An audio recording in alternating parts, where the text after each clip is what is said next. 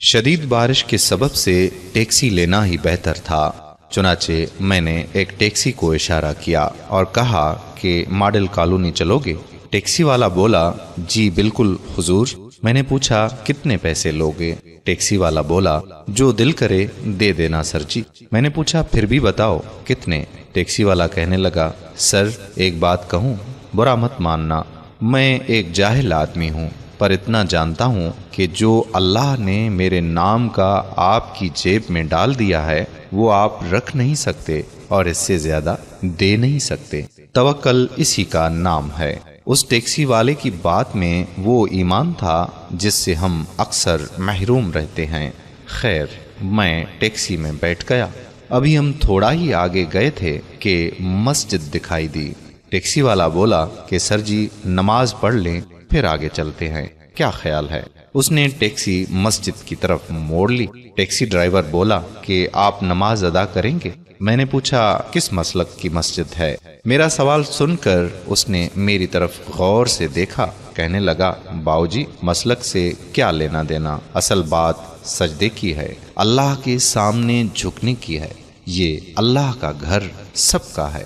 میرے پاس کوئی عذر باقی نہ تھا، نماز سے فارغ ہوئے اور اپنی منزل کی طرف بڑھنے لگے۔ ٹیکسی ڈرائیور بولا سر جی آپ نماز باقاعدگی سے ادا کرتے ہیں؟ میں نے کہا کبھی پڑھ لیتا ہوں، کبھی غفلت ہو جاتی ہے، اور یہی سچ تھا۔ ٹیکسی والا بولنے لگا کہ سر جی جب غفلت ہوتی ہے تو کیا یہ احساس ہوتا ہے یہ غفلت ہو گئی ہے اور نہیں ہونی چاہیے تھی؟ کہنے لگا معاف کرنا، میں آپ کی ذات پر سوال نہیں کر رہا، لیکن اگر احساس ہوتا ہے تو اللہ ایک دن آپ کو ضرور نمازی بنا دے گا، اور اگر احساس نہیں ہوتا تو…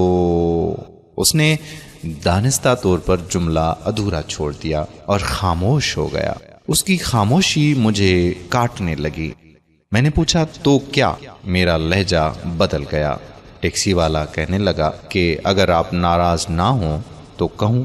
میں نے کہا ہاں بولے۔ کہنے لگا کہ اگر غفلت کا احساس نہیں ہو رہا تو آپ اپنی آمدن کے وسائل پر غور کریں اور اپنے اللہ سے معافی مانگیں، کہیں نہ کہیں ضرور اللہ آپ سے ناراض ہے۔ ہم منزل پہ آ چکے تھے۔ میں نے اس کے توکل کا امتحان لینے کے لیے جیب سے 50 کا نوٹ نکالا اور اس کے ہاتھ پہ رکھ دیا۔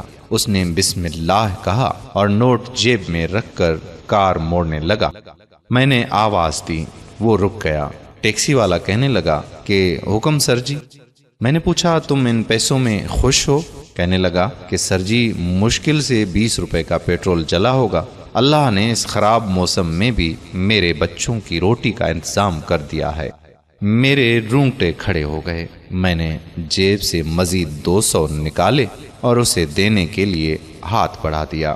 وہ مسکراتے ہوئے بولا سر جی دیکھا آپ نے، میرا حق 50 روپے تھا اور اللہ کے توکل نے مجھے 200 دیا۔